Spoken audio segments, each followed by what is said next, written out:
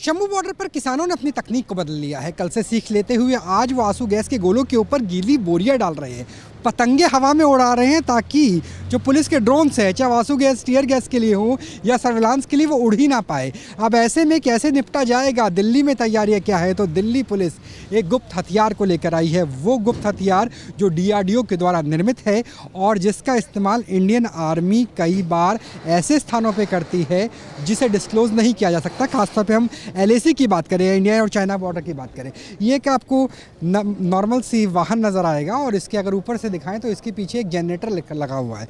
अगर आगे करके दिखाएंगे तो नज़र आएगा कि यहाँ पे एक जनरेटर लगा हुआ है। आप सोचिए कि जहाँ पर बिजली की व्यवस्था है, जहाँ पर किसानों का आंदोलन हो सकता है, वहाँ जनरेटर से भला दिल्ली पुलिस चलाना क्या चाहती है। तो अगर आप आगे आएंगे तो समझ में आएगा कि ये अपने आप में अत्याधुनिक तकनीक है, क्योंकि जब ड्रोन्स काम नहीं कर रहे हो पतंग उड़ाने की तकनीक से, जब बोरी डाल करके किसान बुझाने की कोशिश कर रहे हो आंसू गैस को, तब ये तकनीक सामने आई है।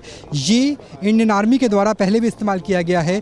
दरअसल इसका नाम है एल-रोड, जिसकी कीमत करोड़ों में होती है। जी हाँ, इसकी अगर एक बैटरी की बात करें तो इसकी एक बैटरी की कीमत भी करोड़ों में आती है और इसके ज़रिए जो ध्वनि तरंगे हैं वो छोड़ी जाती है। अगर इसकी सिस्टम की बात करें तो इसे कहा जाता है लॉन्ग रेंज अकॉस्टिक डिवाइस, और इसके ज़रिए जो साउंड वेव है उससे इस लिहाज से छोड़ा जाता है जिससे लगभग 500 से 700 मीटर, यानी कई बार तो अगर इसे फुल पावर पे लगाया जाए तो 1 किलोमीटर दूर जो व्यक्ति होगा उसे कुछ देर के लिए मितली आएगी, उल्टी जैसा लगेगा, उसके सोचने समझने की शक्ति कम हो जाएगी, बहुत तेज़ साउंड वेव आएगी। और ये साउंड वेव कुछ ऐसे ही है जैसे माइक्रोवेव्स होती है जिसका असर हमारी तंत्रिका सिस्टम पे पड़ता है। हालांकि वैज्ञानिकों की माने तो इसका बहुत ज़्यादा असर नहीं होगा, लॉन्ग टर्म नहीं होगा, यानी ये खतरनाक हथियार नहीं है जिससे लॉन्ग टर्म असर हो। लेकिन एक बार दोबारा विजुअल की तरफ जाइए, लेकिन इसका जो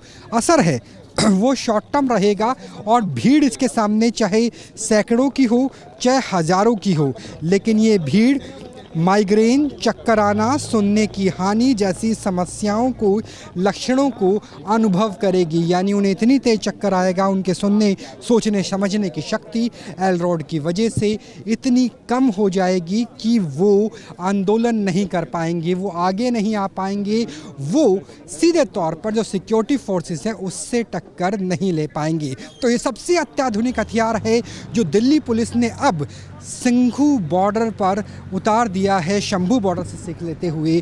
और इसको दोबारा दिखाइए, ये है एल-रोड, और जिस तरह से वेव होती है, साउंड वेव का इस्तेमाल इतनी तेज फ्रीक्वेंसी पे किया जाता है जिससे सुनने सोचने समझने की शक्ति प्रदर्शनकारियों की खत्म हो जाती है। तो पैरामिलिट्री फोर्सेस है, कोबरा से लेकर के RAF और उसके आगे जो पूरी की पूरी तैयारी है, आगे आपको नज़र आएगा। हरियाणा में आपका स्वागत है, लेकिन जहाँ पे लिखा हुआ है हरियाणा में आपका स्वागत है, लगभग 100 मीटर दूर अगर वहाँ से प्रदर्शनकारी आए, उन्होंने पतंग उड़ा करके ड्रोन्स को निष्क्रिय करने की कोशिश की, उन्होंने गीली बोरियों का इस्तेमाल किया, तो एल-रोड यानी साउंड फ्रिक्वेंसी से चलने वाला ऐसा यंत्र दिल्ली पुलिस ने तैयार रखा है जो लगभग 1 किलोमीटर की एरिया में जो सामने से आएंगे उनके सोचने समझने सुनने की शक्ति कम कर देंगे और कुछ देर के लिए उनके कानों में ऐसी सनसनाहट होगी, मान लो कई सायरन एक साथ बज रहे हो।